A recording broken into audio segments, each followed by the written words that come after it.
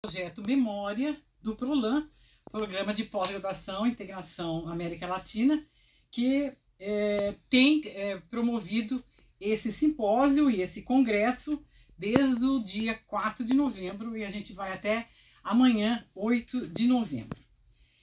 Estamos falando diretamente do estúdio Alfredo Bozzi, do Laboratório de Línguas da Faculdade de Letras. E então a gente está recebendo hoje a professora e antropóloga Rita Laura Segato. É uma docente argentina, uma pesquisadora argentina, que é da Universidade Autônoma de Entre Rios, atualmente na Universidade de Brasília, no programa... Eu sou emérita da Universidade de Brasília. Ah, emérita da Universidade de Brasília. E na Argentina sou professora, tenho uma cátedra que se chama Cadeira Rita Segato de Pensamento Incômodo, na Universidade Nacional de São Martín. Professora emérita. Bom, a senhora é professora emérita da Universidade de Brasília e é originária da Universidade Autônoma de Entre Rios. Não, eu fui, originária, já não me lembro mais de onde eu sou. Estava na sou originária da UBA. Originária da UBA e depois fui professora na Universidade de Brasília e sou pesquisadora sênior do CNPq. Ah, tá. Bom, então vou começar de novo. Vamos lá. Olá a todos e todas. Vamos dar início então a mais uma edição da Roda de Conversas, parte do projeto Memória do PROLAN, Programa de Pós-Graduação e Integração na América Latina, que consiste em tomar depoimentos de conferencistas e debatedores do 4º Simpósio Internacional Pensar e Repensar a América Latina e 2º Congresso Pensamento e Pesquisa na América Latina. Eventos que tiveram início em 4 de novembro desse ano, 2024, até 8 de novembro. Estamos falando diretamente do estúdio Alfredo Bozzi, do LAPEL, Laboratório de Línguas da Faculdade de Letras da USP. Hoje temos a honra de receber, então, a professora antropóloga Rita Laura Segato. É uma professora argentina, tem uma origem acadêmica ligada à UBA e é professora emérita da Universidade de Brasília e pesquisadora do CNPq. Sênior, pesquisadora sênior do CNPq.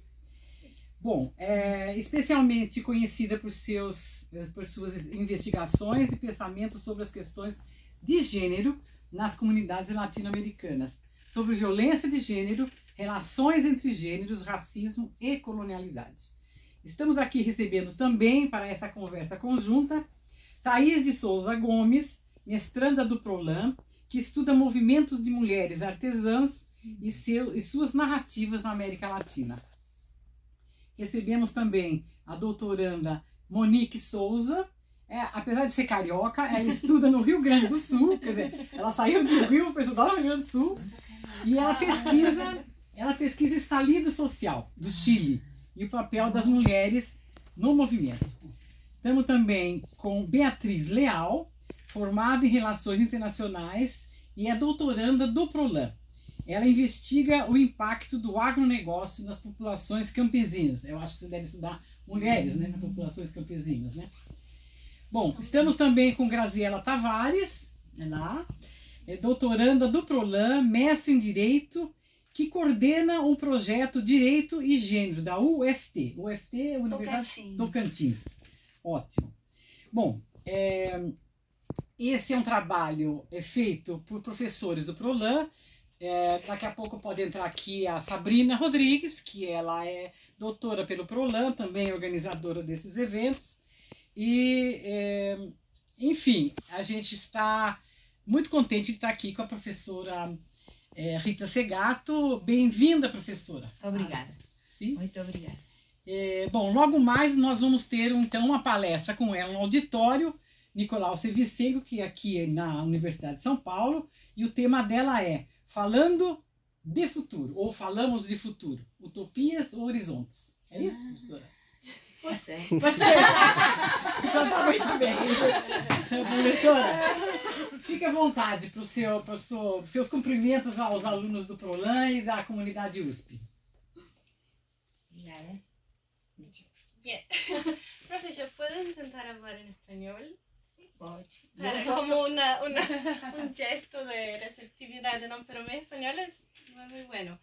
Pero bien, yo tengo que decir que es un honor y un gran gusto para nosotros tenerla acá, porque bien, como Gracia ya decía, que investiga, ¿no? su trabajo y es una miembro de la bibliografía de nuestro programa. Y también para mí, que yo investigo colonialidad y decolonial en cuanto marco teórico, entonces que ha leído su investigación, ha trabajado con sus obras y para mí es un gran gusto y un honor conocerla. Entonces, muchas gracias. Y bien, pensando en iniciar, ¿no? Una conversa más fluida, más informal. Si quiere, si puede, por favor, hablar un poco de lo que pretende decirnos, una pequeña introducción acerca de su charla más adelante, por favor. Claro, el título, se me confunde falando en español.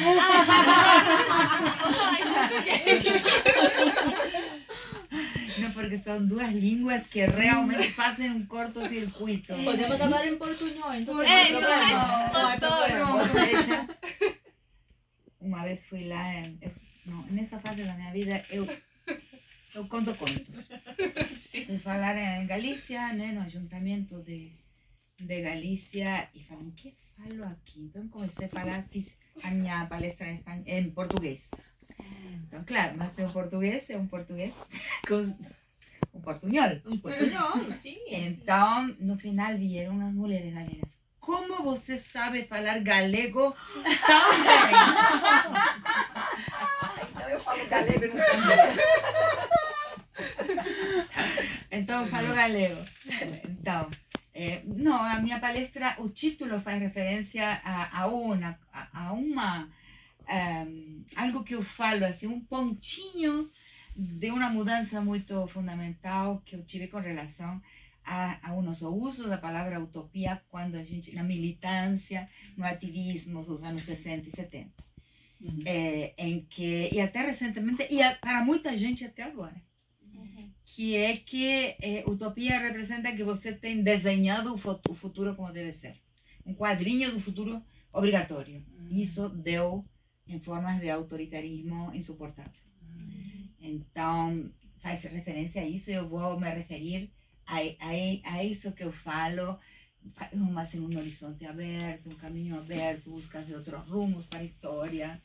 Mas eu vou passar assim por vários temas. Eu vou passar pelo tema da colonialidade do poder, tentando corrigir que muita gente usa esse vocabulário, mas sem conhecer muito bem em que consiste esse vocabulário.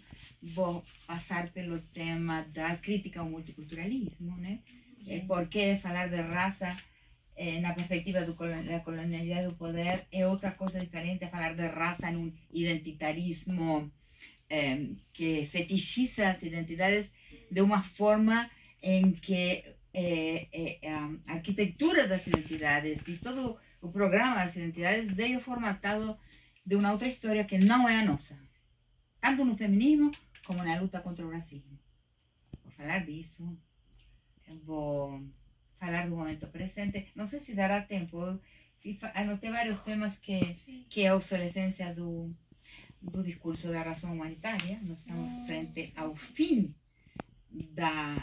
do discurso da razão humanitária, e depois eu vou cumprir comigo mesma, que eu jurei a mim mesma um dia, na frente do espelho, se juro por minha vida, que nunca mais falarei em público sem mencionar o tema Gaza. Para mim, o tema Gaza é um ponto obrigatório de toda fala pública que eu faço.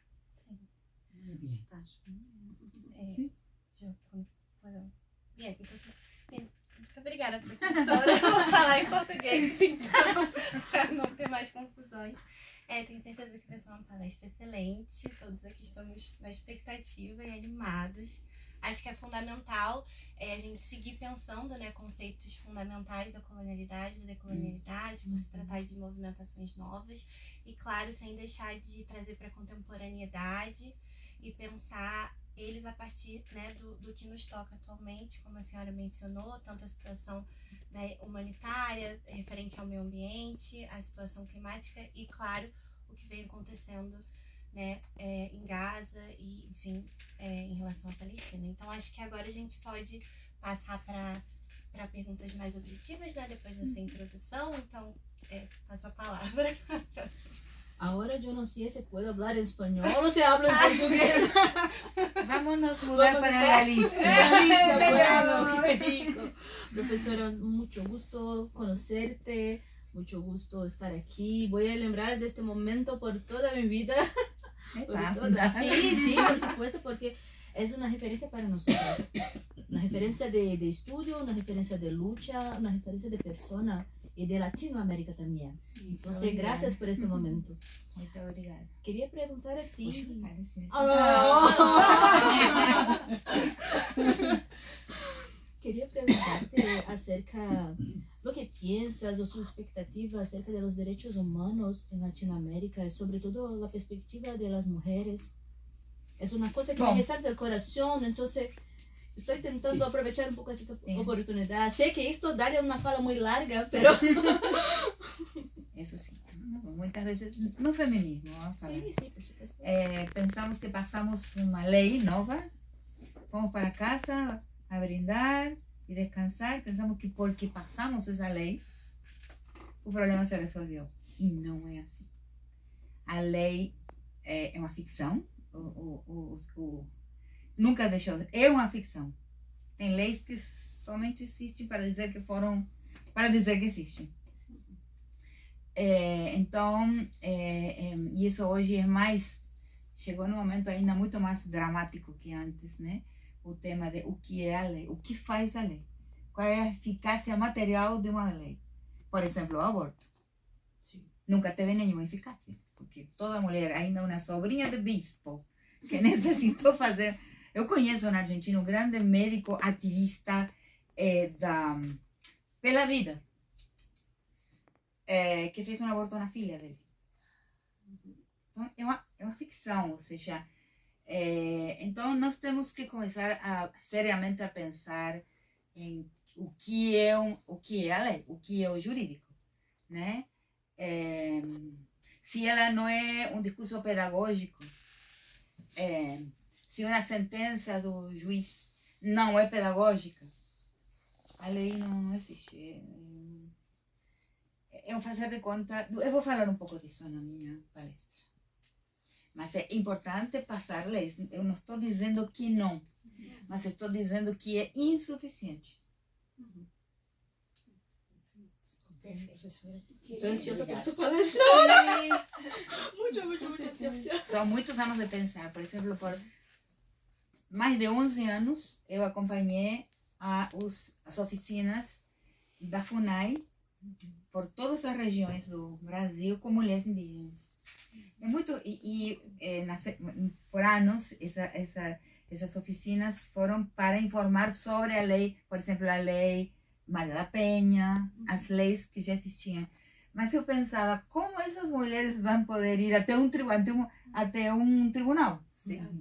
Impossível, pela distância física, inclusive. Sim. Então, para que serve? E a medida protetiva. E aí, o que eu cheguei à conclusão é o seguinte, que se cada cidadão, se cada pessoa não se torna um juiz nas suas próprias interações sociais, a lei não existe. Então, essa lei servia, essa informação servia, mas para que a mulher fosse capaz dela mesma julgar e gerar estratégias dentro da comunidade dela para resolver o problema. Se cada um de nós não é um juiz ou uma juíza, a lei não... Inclusive, os estudos de quantos conflitos no Brasil chegam ao tribunal, a gente ficaria... Tem estudos que eu ensinei antigamente, antes de me aposentar, né? Mas deve ter estudos mais recentes, de que proporção dos conflitos entre pessoas brasileiras chegam a uma denúncia, chegam a um tribunal. São pouquíssimas. Graças, professora. Queria aproveitar e emendar então a pergunta, mas também preciso agradecer toda a contribuição, mas não só a contribuição acadêmica, né? Acho que a história e a atuação que a senhora tem me preenche enquanto ser humano. Então, acredito, é muito importante tê-la aqui. Mas melhoraram. Maestra Rita, em Pedagogia da Crueldade, a senhora trata sobre, né, estruturas de poder patriarcal, que acho que tem um pouco a ver também, né, com essas formas que a justiça trata quem é sujeito de direito ou não. Enquanto esses sistemas e o poder patriarcal, eles permitem e justificam esse uso da violência, né? É uma violência que não é somente física, é psicológica, contra mulheres, meninas, e acho que a gente pode falar de gêneros subalternizados também. Como essas pessoas, elas poderiam enfrentar ou criar outros caminhos frente a essa coisificação dos seus corpos e vidas? É difícil, né? Eu cheguei até onde cheguei, mas muito mais do que fiz não posso. Só que eu acredito na palavra. E eu ultimamente costumo dizer que o que eu falo do que todo mundo já sabe. Tudo que está escrito, vocês já sabem. Só que a arte está em nomear. E isso que toda pessoa tem que ser autorizada. Esse é outro tema, né? Como a gente ensina, como é a sala de aula, o que fazem os professores desautorizam. Entendem que a grandeza deles é esse pequeno espaço de poder, né? É para o exercício do gozo, de oprimir e desautorizar. Isso deve mudar.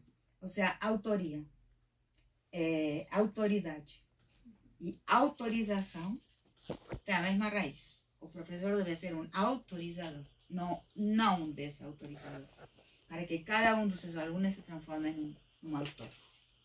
Então, um autor, o que é alguém que nomeia, né? O nomear é porque o nome, a experiência todos temos. Por isso as pessoas, acho que as pessoas me leem, porque o que estou dizendo aí é uma coisa que todas as pessoas sabem. Está na experiência de nós. Sim. Só que por muito tempo, devido ao eurocentrismo, à colonialidade do saber, nós pegamos os nomes que vinham de outro lugar. E nem sempre esses nomes que vêm de outro lugar nomeiam a experiência da gente por aqui. Um nome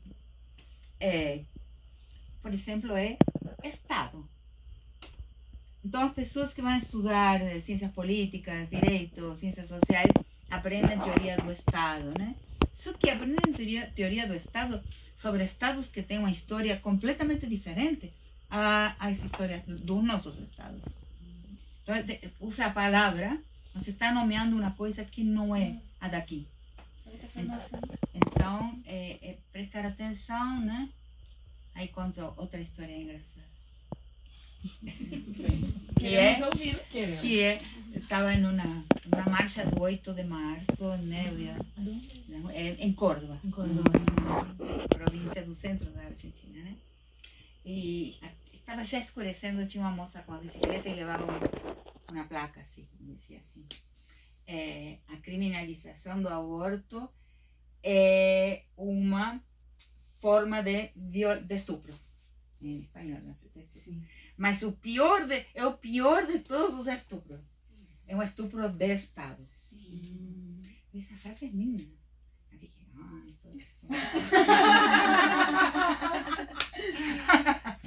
Porque he dicho para la chica, escribe mi nombre en el final de cartaz, por favor. Não, porque as palavras, e isso é um tema com a colonialidade também, o pensamento, da teoria da perspectiva da colonialidade do poder. As palavras não têm donos, não são proprietários, mas tem genealogia, tem filiação. E às vezes você não conhece a filiação da palavra e não entendeu bem. Então eu fico inquieta, então me aproximo e falo com você: ai, que burra essa. Estava meio escuro, porque era crepúsculo. A sua frase está muito bem. Falei, ¿De quién es? Ella olha así para decir, da señora. Bom. Que rico, que momento Que engraçado. gostoso. Muito bem. É engraçado. A gente tem que rir. Sim. A gente tem que rir. Tem que disfrutar. Tem que, né? Rita, Beatriz? Obrigada. Eu também vou reiterar a professora Rita que eu estou encantada de estar aqui com essas mulheres na sua presença e dizer também da minha gratidão, porque a senhora decifra processos latino-americanistas e caribenhos, a senhora e com essa simplificação desses processos sociais, nós conseguimos entender tanto do nosso país e até das relações pessoais nossas, da nossa presença feminina, feminista, na nossa família, no nosso trabalho e tudo que a gente enfrenta de desafios. Teria 1 milhão de perguntas e de comentários sobre o que eu já li da sua obra, que é tão importante para a minha pesquisa, que é tão importante para a minha existência. Mas eu queria voltar para uma categoria que é fundamental nesses processos dos conflitos armados na América Latina e também desses conflitos dos grandes centros pelo narcotráfico e tantas problemáticas sociais, que é o femigenocídio. Ajá. E para isso eu volto em um de seus trabalhos que eu acho fenomenais, são tantos, que é a perícia do caso Zepuzarco da Guatemala, Isso. que foi uma perícia de gênero. E talvez, não sei se estou enganada, mas talvez a primeira perícia de gênero que tenha acontecido nesses sistemas de justiça, acho que do mundo. Foi um caso que teve 18 perícias, mas a perícia mais importante para as mulheres e que decifrou várias violências, a violência sexual como tortura, inclusive, foi essa perícia de gênero. Eu gostaria que a senhora falasse um pouquinho desse caso, que é muito triste, que é muito trágico, que traz, né, também a pedagogia da crueldade também ali nas entrelinhas, né? E da importância disso para a gente trabalhar com o direito das mulheres nessas perspectivas que nós enfrentamos tão duramente aqui na nossa região. Sim, foi um trabalho bem duro. Imagino. Que terminou relativamente bem, né? Porque Sim. o primeiro Tribunal de Direitos Humanos da Guatemala não conseguiram colocar na cadeia a Ríos Montt, ao presidente, que foi presidente durante esse período duríssimo dos anos 80 na Guatemala. Houve um erro processal, segundo falaram, mas nós conseguimos colocar os dois acusados por 100 anos na cadeia. Agora, tem algo, não está publicado, ainda não se publicou a minha perícia. Mas está nesse site, não sei de Está onde no vocês... Google, com todas as páginas. E eu já citei o trabalho que eu escrevi. Ai, eu não sabia. Mas Olha. está solta mesmo. Está lá o PDF no Google. Assim, Que seus direitos barato. autorais não devem estar sendo Não. atribuídos. E acho que eu fui uma das violadoras, mas vocês estão sendo testemunha aqui se que foi preocupe, sem, porque o que sem dolo. O que um autor quer é ser lido, não tanto ser comprado. Uma vez estava dando um seminário nos Estados Unidos, na Universidade de Flórida, em Gainesville, um semestre, né? Aí estava demorando em sair a cartilha, né? Com os textos para a disciplina, os textos que os alunos tinham que ler. Aí, então, eu me expliquei na sala de aula e pensei, bom, é porque nos Estados Unidos, pelo menos na Flórida, se paga o copyright por página, o xerox.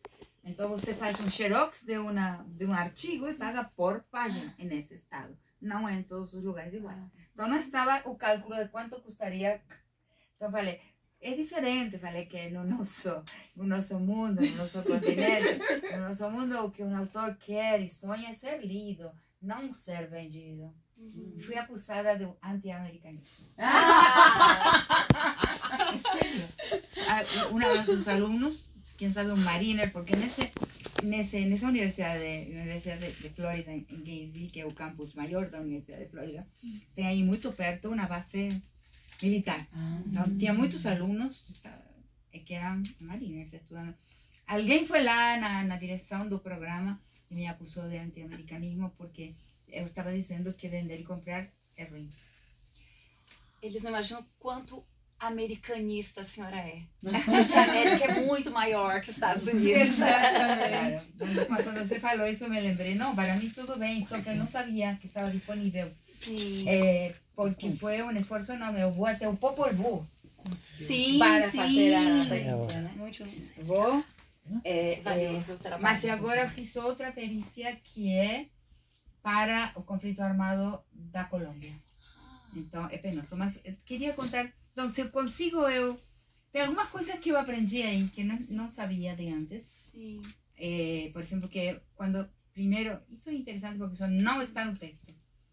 Que eu vou a falar lá em um hotel da cidade de Guatemala, como vou eu a enfocar a realização da perícia, do texto.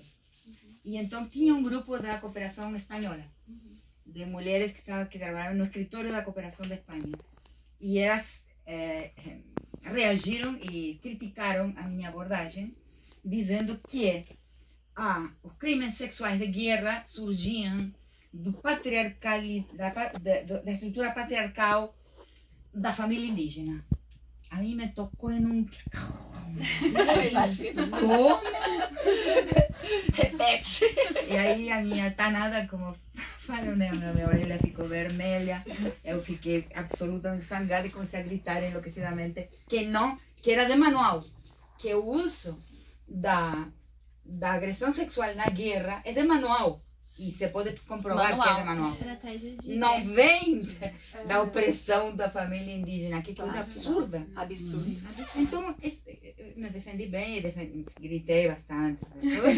Mas quando vem... É necessário. Sim, as outras perícias, me toca escutar a perícia linguística. E isso foi muito importante. Porque na perícia linguística, né, feita por uma mulher que dominava a língua Maya Quechua, não são Maya Quichés, são Maya Quechua. E o espanhol, e fez as traduções, porque todas as testemunhas falavam Maya Quechua. Escutei os testemunhos em Maya Quechua com tradutores, né? Mas a pessoa que fez, a mulher que fez a perícia, explicou o seguinte, que a palavra estupro, ou seja, ação, não existe na língua Maya Quechua, que tiveram imagínense, iam dizer que se originava no mundo indígena a agressão. Não, que elas tiveram uma dificuldade enorme em nomear a agressão que sofreram. Porque, então, qual foi a palavra que usaram? Isso é importantíssimo. Profanação. E aí você tem todos os teóricos que trabalham com a guerra no Meio Oriente, Mary Calder e outros autores que eu cito e que são os que analisam a guerra no Meio Oriente, vão dizer que a guerra hoje é uma guerra profanadora. Nossa, que interessante. Olha que coincidência interessante. Sim. Profanação dos corpos das mulheres, profanação dos templos e profanação dos sacerdotes ou sábios daquela sociedade. E aí veio... E quebra o tecido social, né? Claro, porque aí você... Porque sempre a formação militar soube que a moral da força é fundamental. Sim. Então você quebra a moral da força. Uma profanação. Essa Rueda de Charlas está maravilhosa. Poderíamos continuar muito tempo, né? Mas a professora tem um outro compromisso agora. Sim. Para falar com todos lá no auditório Nicolás Vicenco. Então a gente quer finalizar o trabalho agora. agradecendo bastante sua presença aqui, seu compartilhamento de tanta Obrigada a vocês. sabedoria. Já não é só conhecimento, né? Não. É sabedoria de vida, histórias. Então a gente agradece bastante a professora, Obrigada. agradece a Thaís, né? Agradece a Monique, a Beatriz e a Grazi. Então, uma outra oportunidade, a senhora querendo, nós estamos aqui, à vontade. Muito obrigada, Tá bom? obrigada. Muito obrigado, então. Então, boa noite a todos. E a gente vai para o Nicolau Civicinho, que agora a gente tem outro compromisso. Tá bom? Boa noite. Boa noite. Obrigada, professora. Agora vamos. A gente pode ficar... Não é? Ah, eu gostaria.